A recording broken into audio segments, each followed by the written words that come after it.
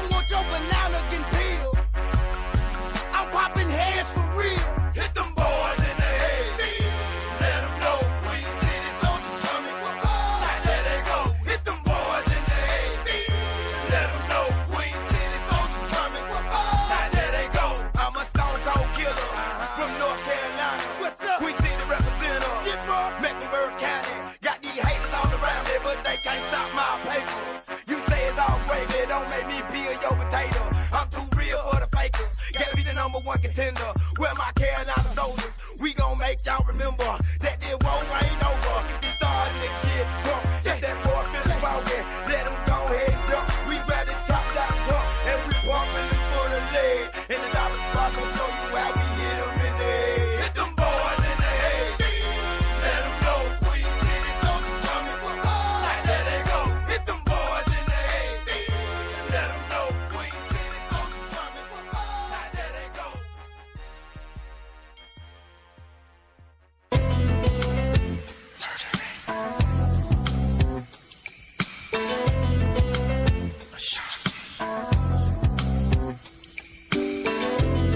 See, my days are cold without you, but I'm hurting while I'm with you.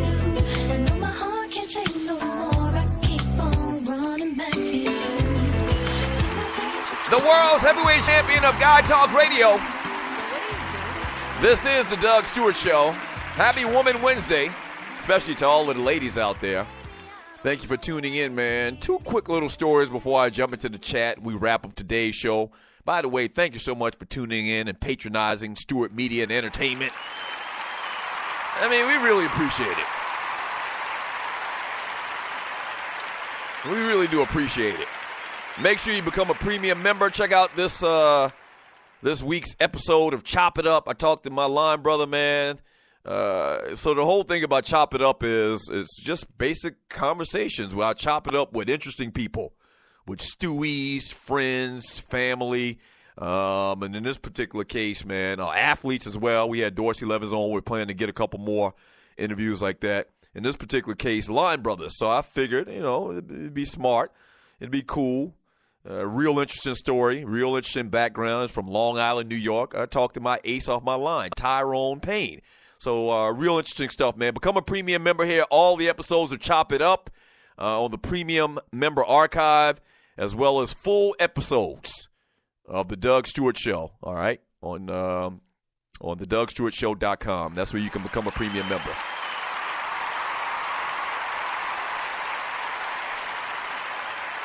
Two quick little stories, man, that kind of popped up in between time we started the show and now. This is kind of sad, man. I might need Tito to pass me some tissue.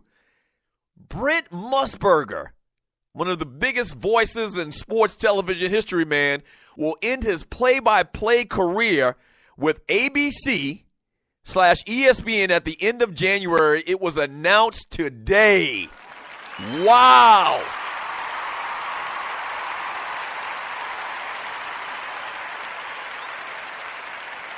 Musburger is 77 years old. Says entering the national stage in 1975, he will call his final game January 31st on ESPN as the Kentucky Wildcats host Georgia at Rupp Arena, 9 p.m. Eastern time. He says, quote, "What a wonderful journey I've traveled with CBS and the Disney Company," Musburger said in a statement. "A love of sports allows me to live a life of endless pleasure, and make no mistake, I will miss the arenas and stadiums dearly. Most of all, I will miss the folks I have met along the trail." Wow. Brent Musburger going on to retirement. I was about to say going on to glory. That's not right. Going on to retirement. And first thing I think about when I think of Brent Musburger, man, is the pregame show on CBS, man. What was it, NFL Today? On CBS with him and fine-ass Jane Kennedy.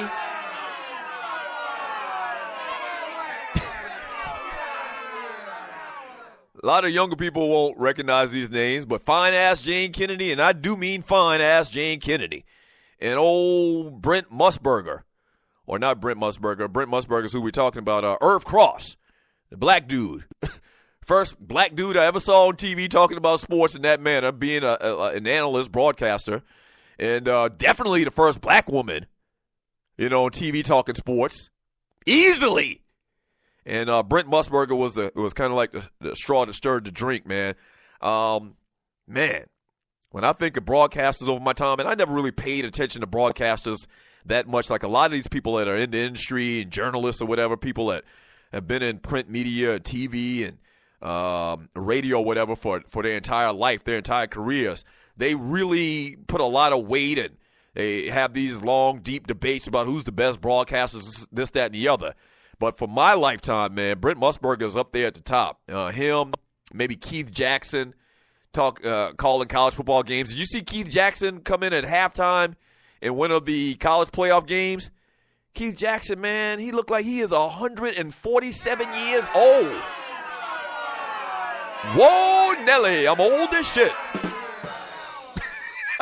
Keith Jackson looked old as hell.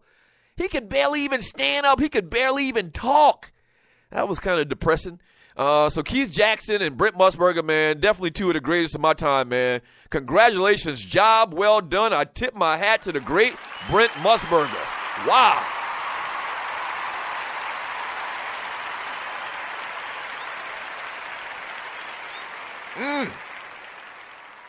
Wow. I mean, that's big. That is big, big news. And one last quick little story, man. This is kind of breaking news as well.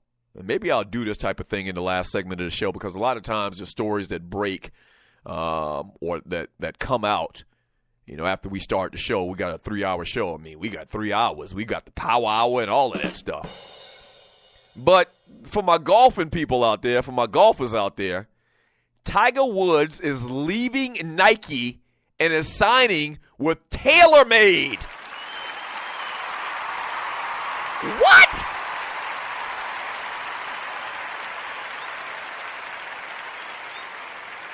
As the story reads from thepuppetfactory.com, after months of speculation as to which golf clubs he will use in 2017, Tiger Woods announced Wednesday morning that he will play TaylorMade equipment.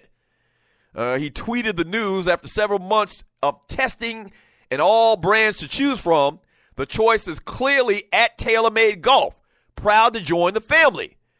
When Woods' former equipment company, Nike, decided to get out of the hard goods side of golf industry last year, that effectively made Woods a free agent to choose which equipment he will play and endorse in 2017 and beyond. He had been with Nike since 1996. And Tiger's moving on to TaylorMade. The TaylorMade deal is for all clubs except for his putter. And for my golfers out there, Tiger Woods plays with that Scotty Cameron putter, which is a couple of hundreds of dollars. I play with a bunch of cats that got that Scotty Cameron putter, which they don't realize it ain't the arrow, it's the Indian.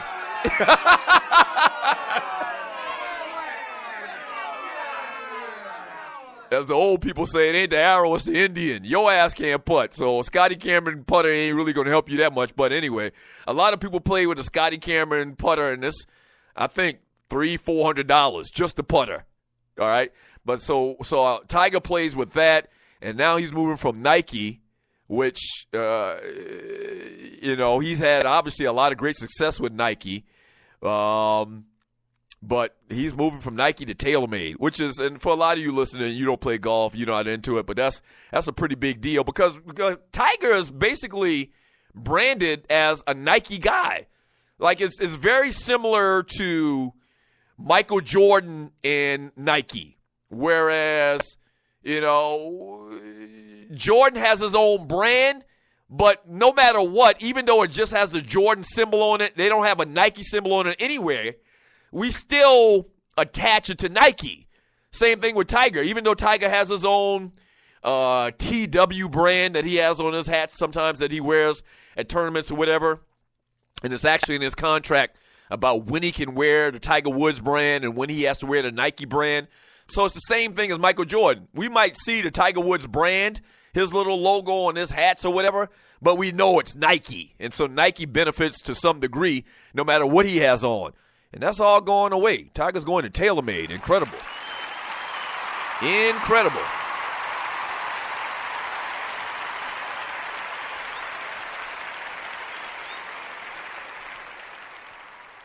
Yeah, very incredible. Let me read some of your messages in the chat room on Spreaker.com from Denise Milk and Cookies. Tiger's a very smart man. He will be rolling in dough because TaylorMade is solid in major retailers such as Walmart, so great business decision by Tiger. Okay, might be true, or it is true. From Thorny Switch, not to mention if the receivers don't catch it, Dobbs doesn't get credit. Lots of drops from the catchable passes. He's talking about Dobbs, the quarterback for Tennessee. I wonder what he's going to do. He was kind of shaky early in his career. Last 2 years, really looked solid as Tennessee's quarterback. He's a Georgia kid as well, Metro Atlanta kid as well. I would love to see what he does at the next level. From 334, Bama Boy, ever since Brent Musburger was drooling over A.J. McCarron's girlfriend, they took him off the major ABC games. Right. Right. He did have some pervertish type commentary about A.J. McCarron's girlfriend. I remember that. From Clay Viola Davis, he says Tiger needs to get back on these holes ASAP. That's funny.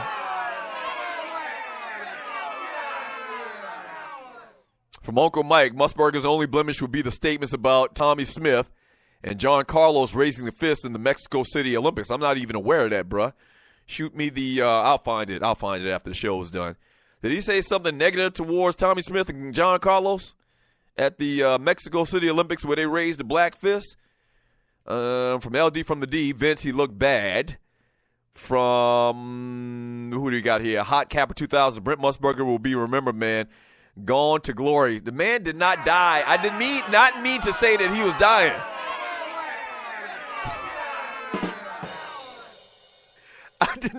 I did not. I told you I made a mistake. I was about to say that. I've talked about, people dying, unfortunately, and I was about to say the same thing about Brent Musburger, but he's not dying. From Vince Wright, X-Squad, shame for ABC for putting Keith Jackson on the Rose Bowl like that. Yeah, it was the Rose Bowl. I mean, you can't do that as a producer. And a large part of what producers do is they kind of feel the flow of the show. And is it the right vibe? Like a lot of times when we do interviews, still now, or even when we were doing interviews when we were on terrestrial radio, a lot of times you'd hear us bring on a guest, and if the guest was dry and drab, or they didn't speak, good English where we could understand what the hell they were saying, then we cut the interview real quick. Like the interview was intended to be 15, 20 minutes, but after 2 or 3 minutes, thank you for your time. We'll talk to you later. Nobody don't want to hear that shit. Nobody don't want to hear that. So I'm sure that, they had the great Keith Jackson on at halftime. Was it halftime or during the game or whatever at the Rose Bowl? And I'm sure they were in the ears of whoever the play-by-play guy were at the time. And they were like, no, we got to cut this right now. We're sorry. I mean, no disrespect to the great Keith, the great Keith Jackson, but we got to cut this short right now. This is not good. Nobody wants to see this. Nobody wants to see the great Keith Jackson stumble and barely be able to stand up, and it's almost like he's incoherent. It's almost like he had a little touch of Alzheimer's or something, man. It was bad. And so somebody definitely got reprimanded for that. Like, whose idea was it? As much as we love him, whose idea was it to bring Keith Jackson on to mumble for 2 or 3 seconds? That wasn't a good look. From Deshaun Madison, I'm here because I heard you on the right time. I missed the 2 Live Stews. Glad you're back in the game. Love it. Go Falcons. Man, thank you, Deshaun Madison.